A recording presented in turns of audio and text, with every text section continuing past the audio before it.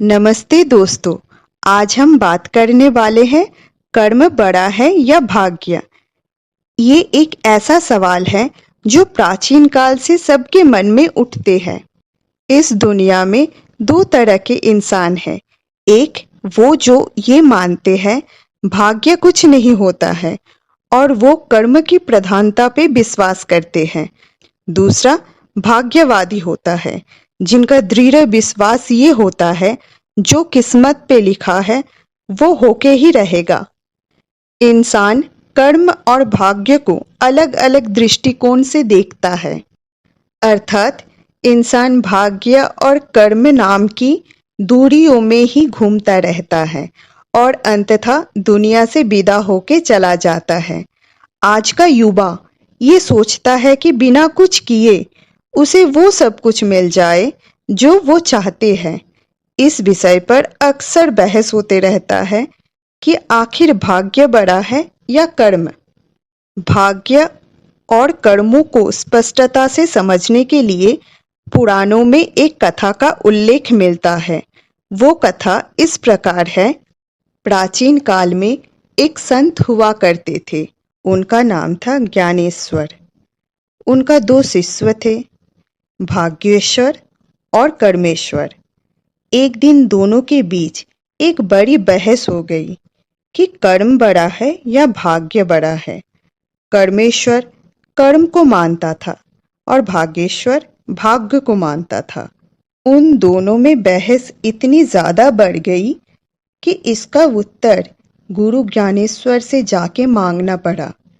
उनके गुरु ज्ञानेश्वर ने कहा, इसका उत्तर मैं तुम्हें अवश्य दूंगा। प्रातःकाल तुम दोनों मेरे कुटिया के सामने उपस्थित होना। ये कहकर गुरु ज्ञानेश्वर ध्यान के लिए चले गए। अगले दिन दोनों शिष्य प्रातःकाल गुरु के कुटिया के सामने चले गए। जब गुरुजी कुटिया से बाहर आए तो उन्होंने अपने दोनों शिष्यों को एक अंधेरे कुटिया में बंद कर दिया। उस कुटिया में रोशनी की एक किरण भी नहीं थी। कुछ समय पश्चात दोनों शिष्यों को भूख प्यास लगने लगी। भाग्येश्वर ने सोचा, जो मेरे भाग्य में लिखा है वो होके रहेगा। मैं उसका परिवर्तन नहीं कर सकता। इससे अच्छा मैं राम नाम ही जपता हूँ। ये सोचकर भाग्येश्वर ने राम नाम जपना आरंभ कर दिया। किंतु कर्मेश्वर को ये स्वीकार नहीं था। उन्होंने सोचा, मुझे कर्म करना पड़ेगा, नहीं तो मैं भूख से मर जाऊंगा। तो उसने अंधेरे कुटिया में खाने पीने का वस्तु खोजने लगा। खोजने के समय कभी उसका सिर किसी वस्तु से टकराता था तो कभी पैरों में किसी वस्तु से चोट लग जाती। फिर भी ना तो वो थका ना ही हार मानी। बहुत प्रयासों के बाद उसे एक मटका मिला और जब वो मटके में हाथ डाला तो उसे चने मिले। कर्मेश्वर चने को पाके इतना प्रसन्न हुआ कि उसकी प्रसन्नता का कोई ठिकाना नहीं था। फिर वो वहां बैठकर चने खाने लगा। चने खाते खाते उसके मुंह पर कुछ कंकड़ आने लगे और वो कंकड़ भाग्येश्वर को दे देता था। अगले सुबह जब गुरुजी ज्ञानेश्वर ने कुटिया का दरवाजा खोला तो देखा कर्मेश्वर का पेट भरा हुआ था, पर भाग्येश्वर भूखा था। कुटिया में रोशनी प्रवेश करते ही कर्मेश्वर ने आश्चर्यचकित रह गया। जो कंकड़ वो भाग्येश्वर को देते थे वो कंकड़ नहीं बल्कि हीरा था। इस कथा का अर्थ हर व्यक्ति के लिए अलग अलग हो सकता है। अब हम आपको बताएंगे कर्म बड़ा है या भाग्य।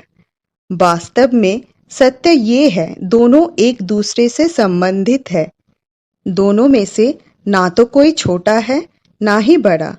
अगर आप अच्छा कर्म नहीं करोगे तो आपका भाग्य भी आपका साथ नहीं देगा, और अगर आपका भाग्य अच्छा नहीं होगा तो आपसे अच्छा कर्म भी नहीं होगा।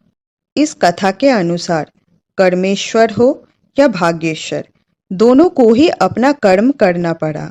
एक ने खाने की खोज की तो दूसरे ने राम नाम की साधना। तो कोई ये भी बोल सकता है कि भाग्येश्वर को इतना बड़ा फल क्यों मिला? तो इस संबंध में भगवान ने कहा है, संपूर्ण कर्तव्य कर्मों के आश्रय को छोड़ के तू केवल मेरे शरण में आ जा। मैं तुझे सभी पापों से मुक्त कर दूंगा, चिंता मत कर। श्रीमद् भागवत गीता में जब अर्जुन ने कुरुक्षेत्र में अपने स्वजनों को युद्ध के लिए अपने सामने पाया तो उसका शरीर निस्तेज हो गया और धनुष हाथ से छूट गया। तो भगवान श्री कृष्ण ने उसे गीता का कर्म ज्ञान का उपदेश दिया। गीता में श्री कृष्ण ने अर्जुन से कर्म करने की ही बात करते हैं, अर्जुन को कर्म करने का ही उपदेश देते हैं। श्री कृष्ण कहते हैं, हे अर्जुन, राज्य तुम्हारे भाग में है या नहीं ये तो बाद की बात है, परंतु युद्ध तो तुम्हें पहले लड़ना ही होगा, कर्म तो तुम्हें करना ही होगा। श्रीमद् भागवत गीता के 3 अध्याय के 8वें श्लोक में भगवान श्री कृष्ण अर्जुन से कहते हैं, अपना नित्य कर्म करो, क्योंकि कर्म ना करने की अपेक्षा कर्म करना श्रेष्ठ है। कर्म के बिना तो शरीर का निर्वाह भी नहीं हो सकता। कर्म करने से कोई मुंह नहीं मोड़ सकता। अगर आपने कर्म किया है तो उसका फल आपको अवश्य मिलेगा। तो कर्म और भाग्य में से कोई भी छोटा और बड़ा नहीं होता। भाग्य लोहे के समान होता है। जहाँ कर्म रूपी चुंबक होता है वही भाग्य खींचा चला आता है। वास्तव में हमारे कर्मों का परिणाम ही भाग्य है।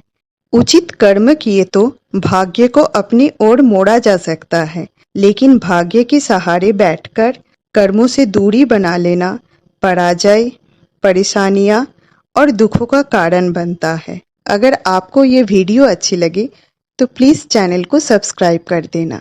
और हाँ दोस्तों, आप कर्मों को मानते हो या भाग्य को, कमेंट में बताना मत भूलना। राधे राधे।